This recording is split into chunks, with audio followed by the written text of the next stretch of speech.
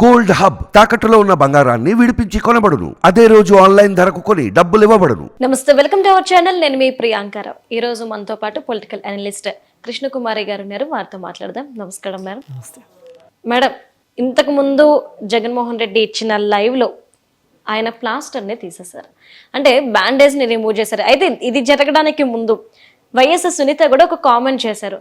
అన్నా, ఇంకెన్ని రోజులు నువ్వు బ్యాండేజ్ వేసుకుని ఉంటావు, ఇంక ఇలానే వేసుకుంటే గనక సెప్టిక్ అవుద్దేమో, తీసేసేయి అని. నిజంగానే సెప్టిక్ అవుద్దేమో అని చెప్పేసి జగన్మోహన్ రెడ్డి భయపడే ఆ బ్యాండేజ్ ని తీసేశాడు అంటారా, లేదంటే ఎట్లా, ఏం జరిగింది అంటారు? అసలు ఈ బ్యాండేజ్ మీద బోలెడ్ జోకులు ఉన్నాయండి. ఎన్ని జోకులు ఉన్నాయంటే, ఫస్ట్ రోజు చిన్నది వేసుకుని, తర్వాత రోజు పెద్దది వేసుకుని, అలా జగన్మోహన్ రెడ్డి బ్యాండేజ్ల స్టోరీ అట్లా నడుస్తుంటే, ఈ వెల్లంపల్లి ఆయన ఒక కంటికి దెబ్బ తగిలింది అని మొదటి రోజు బ్యాండేజ్ వేసుకుని, తర్వాత రోజు రెండో కంటి మీద బ్యాండేజ్ వేసుకుని పొరపాటున మర్చిపోయి మేకప్లో పొరపాటు అయ్యి అయితే వేసుకొని వస్తే ఏంటిది అని అడిగితే, కుడి ఎడమైతే పొరపాటు లేదో, ఓడిపోయేదేముందో అని చెప్పి ఆయన ఒక పాట పాడేశాడని చెప్పి ఇలా అంటే రకరకాలుగా వీళ్ళ విన్యాసాలు, ఏమైనా సరే గెలవాలి అని. అసలు ఇంతకుముందు కూడా మన దగ్గరే నేను ఒక వీడియోలో అన్నాను ఏంటంటే, అసలు పరిపాలన చేసే రోజుల్లో చక్కగా పరిపాలన చేస్తే ఇప్పుడు ఈ వేషాలు వేయాల్సిన అవసరం ఏముంటుంది? అవసరం లేదు కదా, ఈ వేషాలు అవసరం లేదు కదా. పైగా ఎలా అయిపోయిందంటే, ఇప్పుడు సినిమా షూటింగ్ జరుగుతూ ఉంటుంది, కొంచెం హీరోయిన్లే కదా ఎక్కువ నగలు కానీ అది వేసుకుంటారు. భోజనాలు టైం అయిపోయింది అని చెప్పి షూటింగ్ మధ్యలో ఆపేసేసి మళ్ళీ షూటింగ్కి రమ్మంటారు. వచ్చేటప్పుడు వాళ్ళు అంతకుముందు షూటింగ్లో ఏ కలర్ బొట్టు పెట్టుకుంది, గాజులు ఎలా వేసుకుంది, నగలు ఏం వేసుకున్నది, అవి ఆ సెట్ ప్రాపర్టీసు కరెక్ట్గా వేసుకోవాలి. వీళ్ళు వేసుకోకపోతే ఏమవుద్దంటే, దాన్ని దీన్ని అతుకు పెట్టినప్పుడు పాటే అనుకుందాం, సగం పాట అట్లా సగం పాట ఎట్లా ఉందనుకోండి, కష్టం అవుతుంది కదా. ఒకసారి సావిత్రి గారు సినిమా షూటింగ్ జరుగుతున్న రోజుల్లో ఇలాగే ఆమె గాజులు రంగురంగు గాజులు మర్చిపోయి వేరే రకంగా వేసుకుని వచ్చిందంట. వస్తే డైరెక్టర్ చూసి అడిగాడని బోరుమని ఏడ్చిందంట ఆవిడ.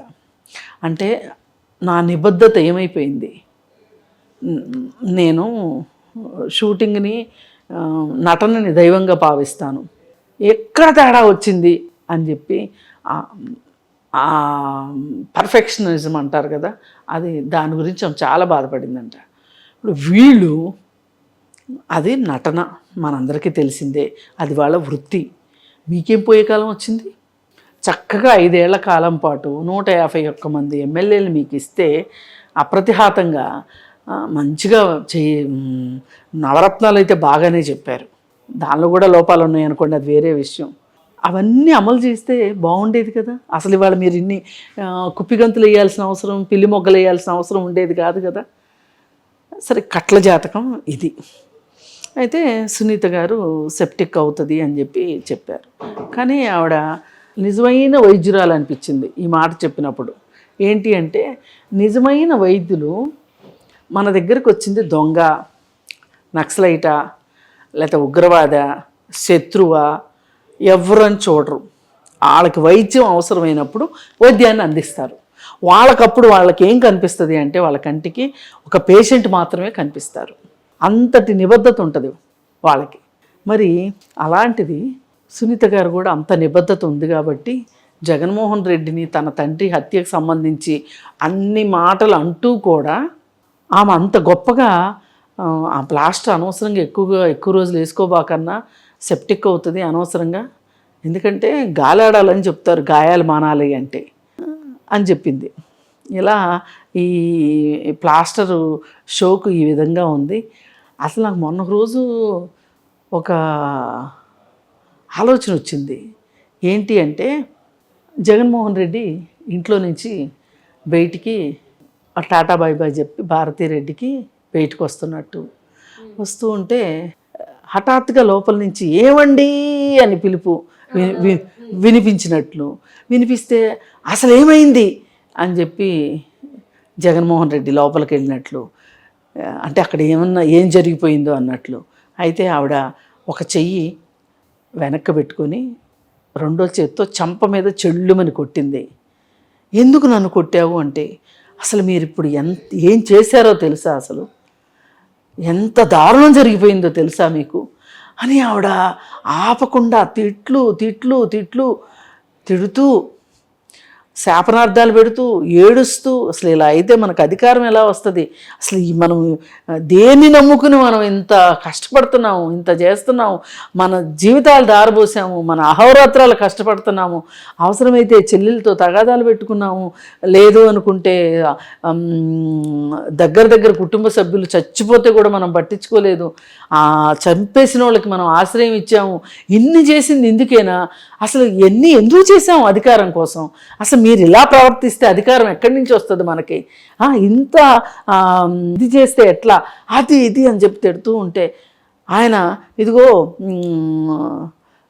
ఎదవసోది ఆపేసి అసలు విషయం ఏంటో చెప్పు అంటే ఆవిడ రెండో చేతిని బయటికి తీసి ప్లాస్టర్ చూపించి ఇది వేసుకుని వెళ్ళడం మర్చిపోయారు. ప్రస్తుతానికి ఇదే మన కులదైవం, మన కులదైవాన్ని మీరు మర్చిపోతారా, ఈ ప్లాస్టర్లోనే ఉంది మన విజయం అంతా, విజయ రహస్యం ఈ ప్లాస్టర్లో ఉంది. ఈ ప్లాస్టర్ని నమ్ముకున్నాం, పోయినసారి కోడికత్తిని నమ్ముకున్నాం, అది మనకి పనిచేసింది, ఈసారి ఈ ప్లాస్టర్ను నమ్ముకున్నాం. మీరు ఇట్లా మేకప్ సరిగా వేసుకోకుండా బయటికి వెళ్ళిపోతే ఏం కాను, నిన్నటిదాకా ప్లాస్టర్ వేసుకుని ఈ రోజు ప్లాస్టర్ తీసేస్తే ఈ దెబ్బేదో దొంగ దెబ్బ అనుకోరా జనాలు. ఇలా ఆవిడ ఒక ప్రవాహంలాగా మాట్లాడి చివరికి బ్యాండేజ్ పెట్టి, అంటే పూర్వం రోజుల్లో యుద్ధాలకు వెళ్ళే భర్తలకి భార్యలు వీరతిలకం దిద్ది పంపించేవాళ్ళు, అలా ప్లాస్టర్ అంటించి పంపించింది. కానీ ఈ రోజుతోటి వాళ్ళకి ఆ కష్టాలన్నీ తొలగిపోయినాయి. ఈయన ప్లాస్టర్ మర్చిపోయినా ప్రాబ్లం లేదు, భారతిరెడ్డి గుర్తు చేసి పెట్టవలసిన అవసరం లేదు, ఏమీ లేకుండా చక్కగా ఈ రోజుతోటి ఈ ప్లాస్టర్ కూడా వదిలిపోయింది.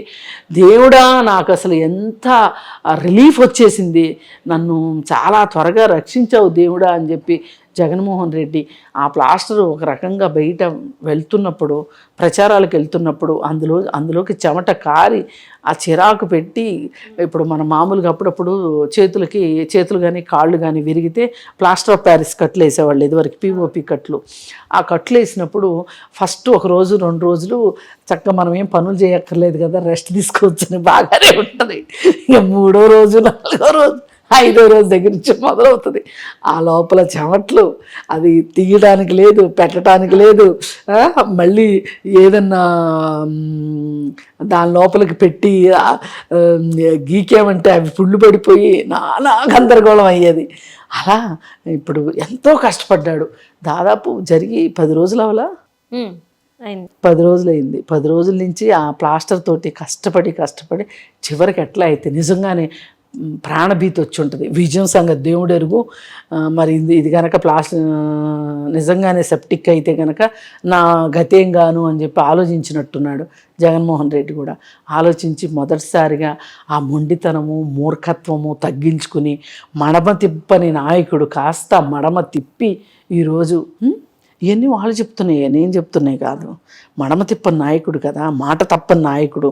కానీ ప్లాస్టర్ దేవతకి ఒక దండం పెట్టి దాన్ని చాలా జాగ్రత్తగా దాచిపెట్టి, మళ్ళీ నేను గెలిచిన తర్వాత వచ్చి నీకు పూజాది కార్యక్రమాలు చేసి అప్పుడు నిన్నెక్కడ ఉంచాలి అనేది నేను ఆలోచిస్తాను.